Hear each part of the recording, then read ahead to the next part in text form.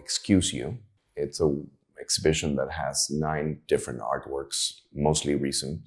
And Excuse You is a title that is meant to be, on the one hand, an imperative, almost like condescending remark for the visitor, is like, what are you doing? It's reprimanding you.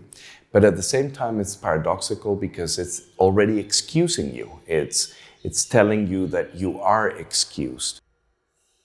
And for me, working with space is fundamental because it's is the context of work.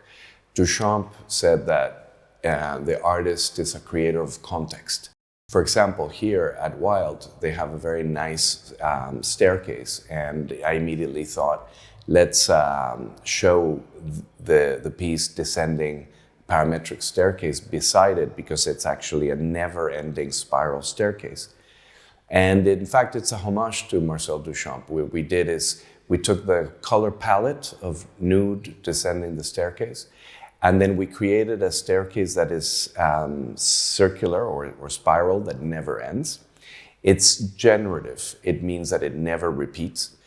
And the piece is on the floor, so it presents a little bit of a black hole or a trompe-l'oeil or a little, sort of extension of the building into the underground.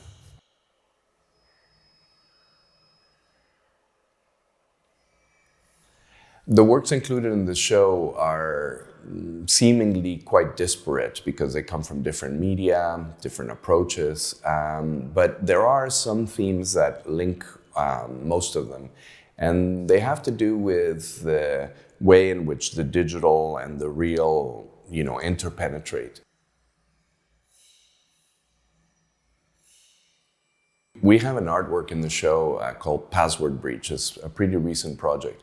Password Breach is basically a cloud of displays that exhibit a stream, like a constant smear, presenting millions of passwords that have been extracted and made public in different kinds of data breaches. So, for example, the Panama Papers, which revealed the massive amount of offshore capital that does not pay taxes and is involved in corruption. But this piece allows you to kind of eavesdrop into, well, what are the words and what are the archetypes and stereotypes that we use to represent ourselves?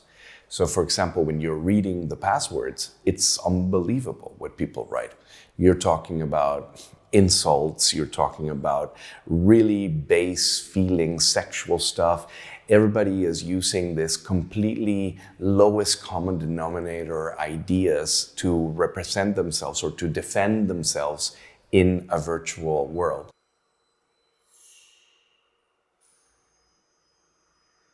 In the last room of the first floor, we have a piece called Harmonium. The artwork is a representation of waves of hormones. So the artwork is really a portrait, an attempt, a failed attempt, to represent what are the movements that are out of control in our bodies. And the project actually dies and regenerates. So after 80 years, the piece goes back to zero.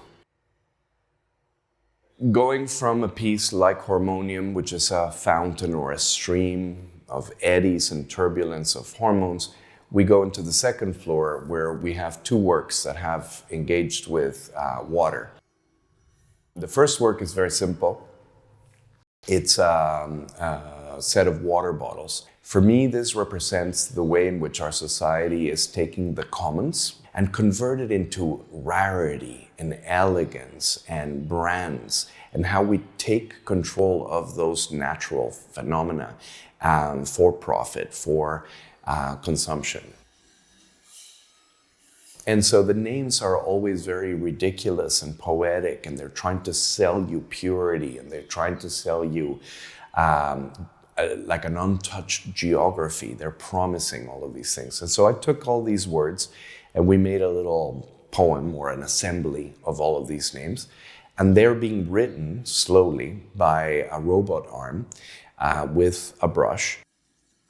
The brush is dipped into water and then it writes it, except that the writing is right underneath a steel plate, there is a heater, so it evaporates the names. So there's a constant erasure of the names, and then you get to breathe this water. So both of these projects are about that, are about the ways in which we can make assumptions and generalizations over the exploitation of the basic commons.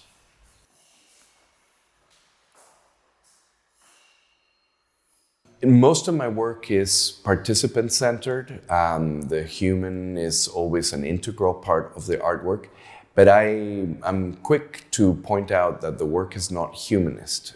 So the human is a fundamental part of what I do, but so is the system, so is the algorithm, so is the material, and so is perception itself, time, space. So yeah, I try not to limit myself to think about the pieces as having a main objective. You know, it really depends on the work.